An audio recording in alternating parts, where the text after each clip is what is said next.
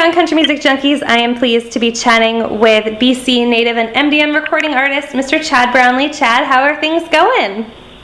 Things are going really well, just ramping up for festival season, which is my favorite time of year. Get to hit the big stage in front of all the amazing country fans, so all is good. Excellent. Well, we're pleased that you have a couple of Ontario dates coming up. We're really excited to see you. But let's go back in time a little bit to the release of your new EP, Hearts on Fire, 7 incredible songs. Let's talk a little bit about that. Yeah, I always say I was like a little kid on Christmas the day before releasing that album. I was just so excited to get it out, and the response has been absolutely incredible so far. And it's what you want from music that you put out. You know, you kind of put your heart and soul into it and spend a lot of time and emotions putting these songs together. So it was actually really difficult to pick 7 songs. In the past, I've done 10 to 12 song albums. So to have to pick the best 7 out of I think there's about 50 to 60 that were on my iTunes playlist that were a potential for this album. It was really tough to pick those top 7 for sure, but I've got some great feedback from them. Excellent. Well, let's talk about the title track to the EP, Hearts on Fire. That song killed it on country radio. Let's talk about the story behind that song and why you decided that was the name for the EP. Yeah, no, that song did really well for me, and it was a great lead-off single.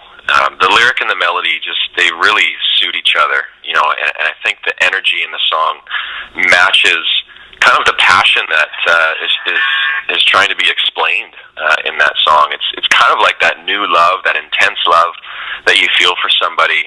You just really kind of want to shout it on the top of a mountain, and that's the way that that song makes you feel. And it was written by a good friend of mine, Eric Dillon, who I've done a ton of writing with before.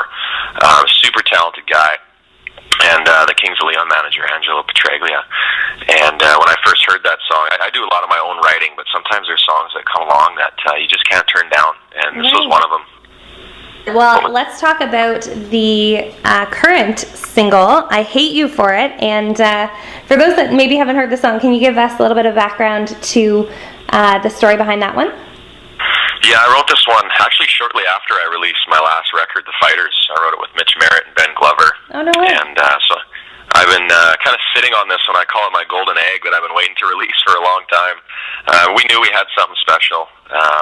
Mitch just started doing that kind of opening lick on the dobro, and me and Ben instantly knew that that was what we were writing on that day, and it just transformed into what it is now. And that song is probably, it is my favorite song on the record. I always hate to choose a favorite song because it's like calling your other kids ugly, but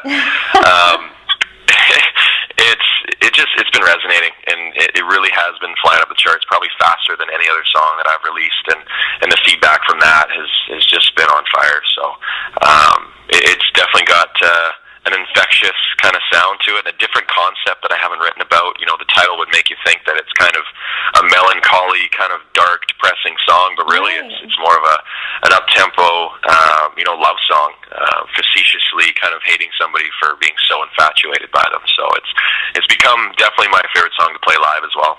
Excellent. Well, I look forward to seeing you play it live. You've got a lot of shows, as I said, in Ontario coming up in June. And I want to talk a little bit. You mentioned that I Hate You For It is now your favorite song to perform live. I know one of the songs that a lot of your fans loved to see you perform live. I mean, they love all of your songs, but one of them was your rendition of Ed Sheeran's Thinking Out Loud. Now, what kind of inspired you to record that one? Are you just a huge fan, or you like the song, or what inspired that?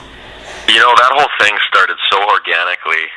I just decided one day to learn the song because I enjoyed it, and then my tour was coming up last year. My When the Lights Go Down tour was my first cross Canada trip, and I thought, I need a spot in the show where it's just me and my guitar, because that's kind of where it all began. So halfway through the show, I would sit down with just me and my guitar, and the band would kind of go for a little coffee break, and I would sing that song, and people loved it. And shortly after the tour, I got numerous messages from people saying, I love that song, that was my favorite part of the show, I would love to have that as a recording for my wedding. I would love it as my first dance song for my wedding because I love your version. So I decided, I'll just do a simple version, and I went to my manager's place and just recorded it at his house. Super simple, me on my guitar, and we put a little mandolin on there by very talented Jay Bittner, and we put it on our fan site. And we didn't really think anything of it. We thought it was just kind of a thank you to the fans after the tour, which it was, and it still is. And then we released it to iTunes, and it went top 10 for a full week. Wow. That we released it. And radio just started picking it up. I think we had about 5 stations pick it up without us even releasing it as a single. So we got to the point where there was so much momentum pushing us towards releasing this song as a single. We had to listen. We had to listen to our fans and to radio and give them what they wanted, and it turned out to be a really good idea. Absolutely. Well, that's great. And fans, if you haven't heard Chad's rendition of it, please go Google it immediately, because it's incredible, and I'm sure you'll love it. Whether you're a fan of Ed Sheeran's version or not, I'm sure you'll love Chad's version.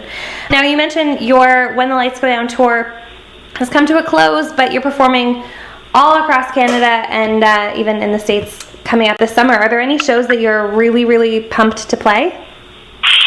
Well, obviously, I'm pumped to play them all. You know, big or small. I'm just grateful to be on the stage. But I'm heading back to Havelock, which I haven't been to, I think, in about 5 years. That was 5 or 6 years, actually. That might have been one of the bigger stages that I was on early in my career. So definitely looking forward to that. Heading back to Dauphin and Craven. A couple of the really big festivals out there, and the new Country Thunder in Calgary. Man, there's so many. Doing Kitabala in Ontario. I hear it's a pretty good party, so looking forward to that. So yeah, there's many to come, and I'm really excited for them all. Excellent. Well, if fans want to check you out, where would you like them to go? Social media, your website, what's the best place to get in touch with you?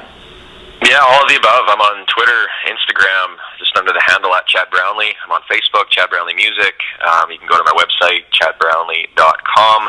I also have a special fan site called teambrownlee.ca. So, just if in doubt, do a quick Google search. I'm all over there. So, hopefully you're a new follower, a new fan. Excellent. Well, Chad, thank you so much. It's always a pleasure, and looking forward to seeing you this summer at a couple of the shows in Ontario. And thanks so much for spending some of your Friday afternoon chatting with me.